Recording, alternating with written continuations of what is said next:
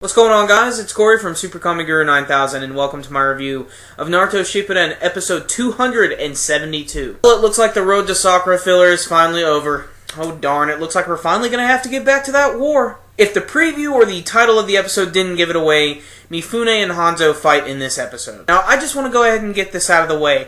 This was an entertaining episode, but I felt like they could have put a little bit more effort into the animation this week. And that kind of surprised me because the episode actually opened up with some pretty decent action animation and some really cool stuff. You actually get to see that Kankuro and his team are running away from Hanzo and his group. And Hanzo eventually is just like, screw this, and he summons his giant salamander and he spews poison all over the place, which starts fucking up everybody. Luckily, the samurai come in, and you know what? Their stormtrooper outfits actually serve another purpose. They have these masks and everything. They're actually gas masks as well, and they're specifically made to be fighting against like ninja. Almost immediately, Mifune just jumps into the fight and starts fighting against Hanzo. And Hanzo actually has a really cool ninja weapon. It's a Kusarigama, which is a very ninja-like weapon, and I kind of like that because it's samurai versus ninja in this episode. Their fight is actually pretty simple. It's mostly just a bunch of slashing, and Himimaru is actually fighting against a bunch of the samurai and plain just fucking them right up. Honestly, the bulk of the episode really comes from the interactions between Mifune and Hanzo, and oddly enough, of course, in the past, these two apparently met and they had a really epic battle, one that was so memorable, you'd think that Hanzo wouldn't have actually forgotten about it, but when he starts to remember everything, it all starts to become clear, and this is when we get into the huge philosophical part of the episode,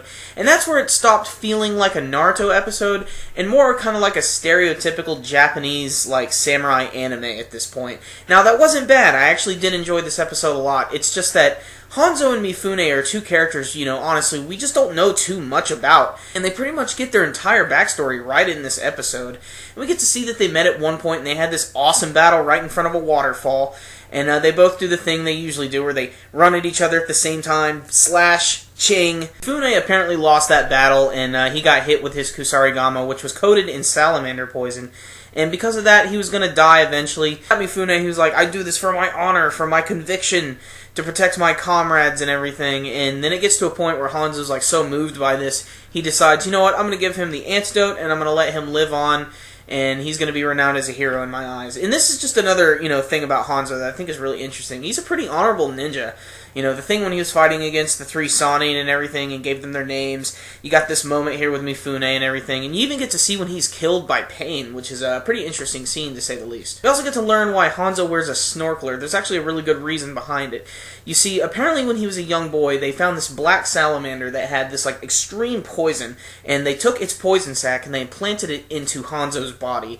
And what this does is it allows him to basically become immune to poison and to be able to poison people simply by either just breathing on them or using it in his weapons and abilities. And I guess this is just sort of showing that he is the poison guy. But still, I think that's some pretty crazy abilities. The only problem is, if he does remove that and everything, and he gets cut or anything, and the sack of poison starts to like go all over the place, even he's going to be screwed. He won't die from it, but it'll give his opponents a chance to attack and kill him. The battle ends, Mifune wins and everything, and Hanzo then comes to the conclusion, he's, you know what, I'm going to stick to my convictions and everything, and he actually commits seppuku, which is pretty interesting because he is a ninja, and then all the poison starts just going all over the place, and then the ninja team starts to seal him up, and this just pisses Kabuto right the hell off. I really like this episode. I'm going to be perfectly honest, however. When I was reading this chapter in the manga, I think I enjoyed it just a little bit more. But that's just because the animation this week really wasn't all that special. I was kind of hoping it'd be a little faster and maybe a little bit more fluid. What I can say, however, is that the story came across really, really well. The colors and everything, and the music really went well with everything that was going on in this episode.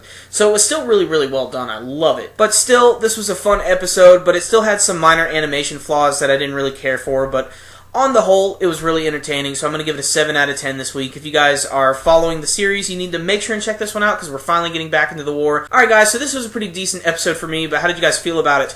Did you enjoy the battle between Hanzo and Mifune? You can let me know with your comments below. And as always guys, remember, if you like this video, make sure and give it a thumbs up. That concludes this review today. SuperKamiGuru9000, out.